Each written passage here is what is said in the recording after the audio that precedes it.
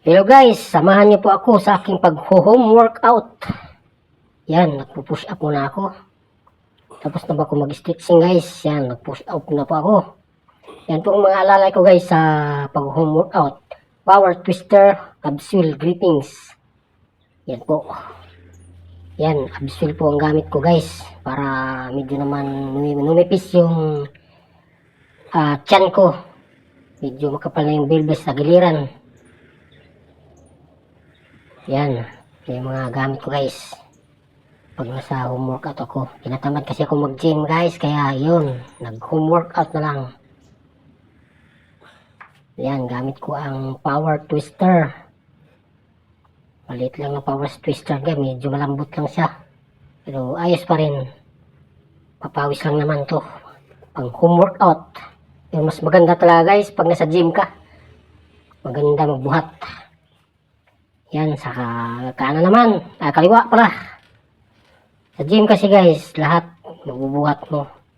Bakit ano ka ng bench press, dumbbell press, mga ganun.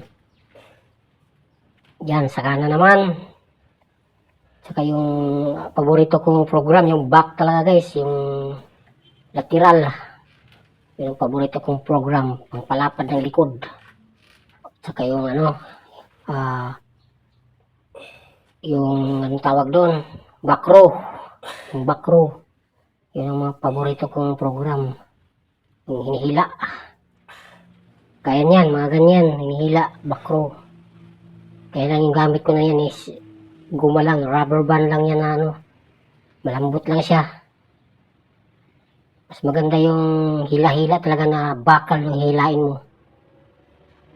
Yan, ano lang yan, pang warm up lang yung mga ganyan para mabuhay lang yung mga laman-laman sa katawan mo para hindi magbara-bara yung mga kaugatan mo.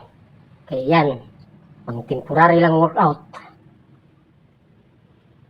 Yan lang yung gamit ko dito. Minsan lang ako nag-home workout guys kasi tinatamad ako mag-exercise. Gusto ko matulog. Gusto ko magpahinga pagkatapos ng trabaho. Kaya yan, yung bilbil ko kumakapal na. Kaya ngayon, naisipan kong mag-exercise muna kahit mga 1 oras lang.